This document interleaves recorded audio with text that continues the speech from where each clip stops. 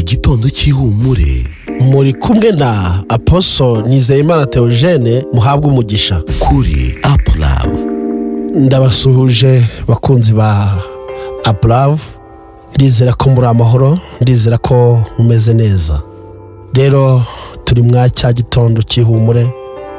birashoboka ko hari uko waraye, birashoboka ko hari uko warose cyangwa se ibyo wiremeje ukaba wabiraranye, ariko muri iki gitondo nkuzaniye ijambo ry'ihumure kugira ngo Imana yongere izamure ibendera ryawe n'ihema ryawe. ijambo ry'umunsi turisanga muri Samweli wa mbere ibice byaho 2 ku murongo wa mbere. haravuga ngo ibyishimo bya Hana. maze Hana arasenga ati, umutima wanjye wishimira Uwiteka, ihembe ryanjye rishyizwe hejuru n'Uwiteka.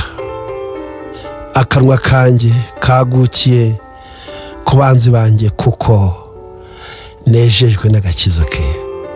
Hana yabayeho nta mwana agira, ndetse mukeba we Penina amutuka, amutoteza, amubwira nabi, atamubonamo nk'umuntu w'agaciro. ntabwo yigeze amuha amahoro, ntabwo yigeze atuma amererwa neza. ariko Hana arasenga, ajya imbere y'Imana arasenga, Imana iramwibuka, imuha umwana Samweli.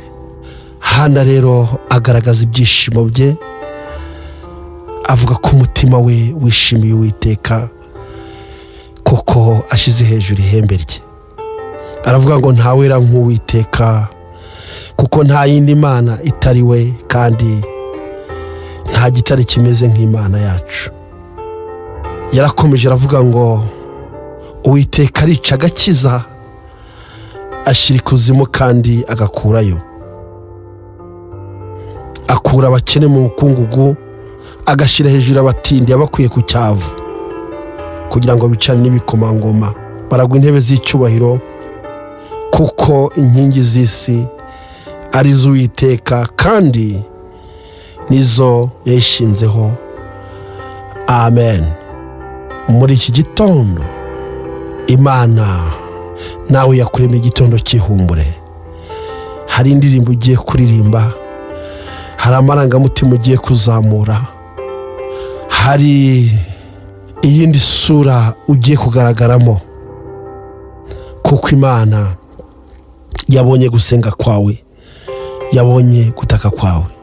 reka ngusengere. Imana Data, mu izina rya Yesu Kristo w'i Nazareti, mpesheje umugisha uyu mugabo, uyu mugore, uyu musore ndetse n'inkumi, mwami, umusaza n'umukecuru n'abana bato, kugira ngo ibyo bari gucamo, mwami, bibakomereye, ubihinduze umunezero wawe, mwami. uko wanejeje Hana agahimba ibisigo, reka ariko nabo ariko banezerwa. mu izina rya Yesu Kristo mbisabye nizeye, amen.